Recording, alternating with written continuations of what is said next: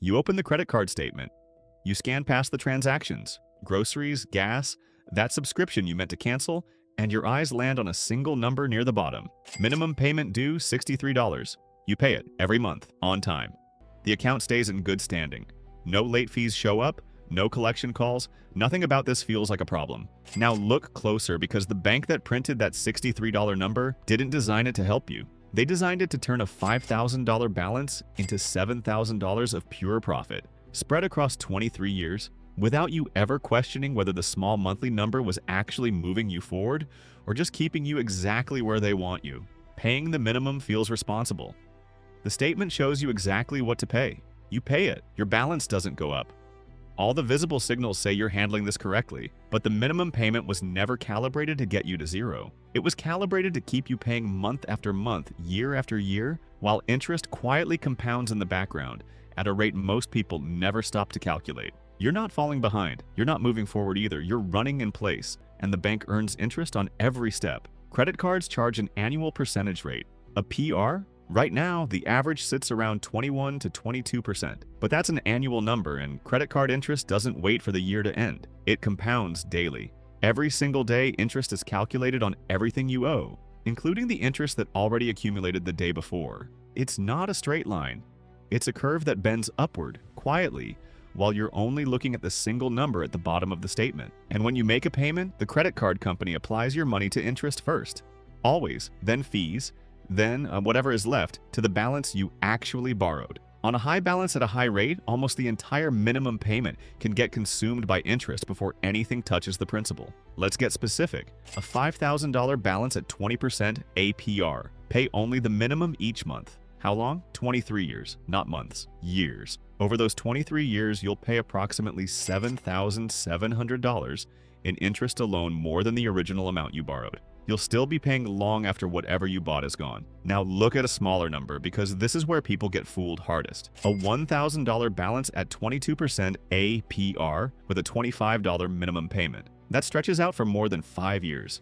You pay close to $700 in interest on what started as a $1,000 debt. What matters isn't the size of the number on your statement. What matters is how much of each payment is actually attacking the debt versus feeding the interest. And that ratio is never printed anywhere on the statement you receive. The interest is bad enough, but the minimum payment habit causes damage in at least 2 other ways, and most people never connect them.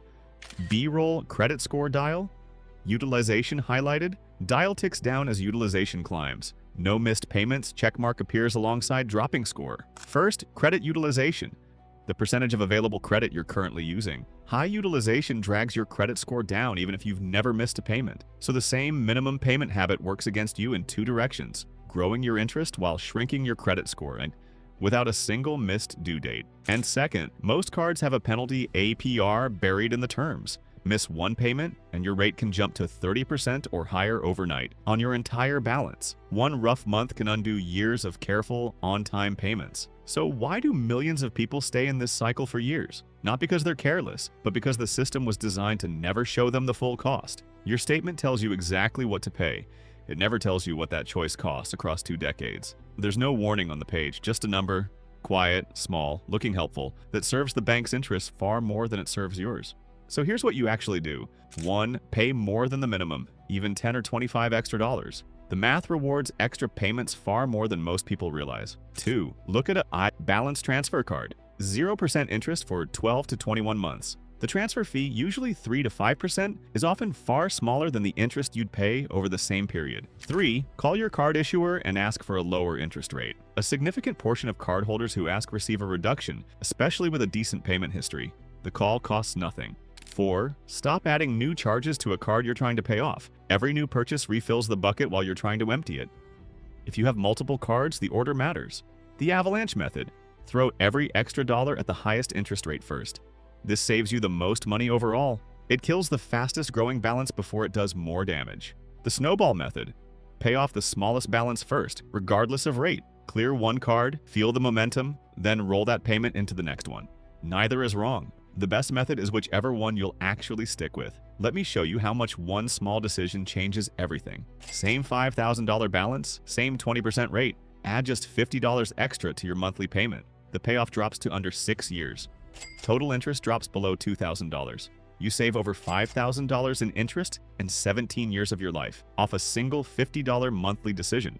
The math doesn't ask you to double your payment. It just asks you to do slightly more than the smallest number the bank printed on the page. Here's the thing, the bank will never volunteer. Minimum payments are built to look responsible while quietly stretching debt out for as long as possible. The system is not neutral, it's optimized for the lender. Once you see the real numbers, the choice becomes clearer.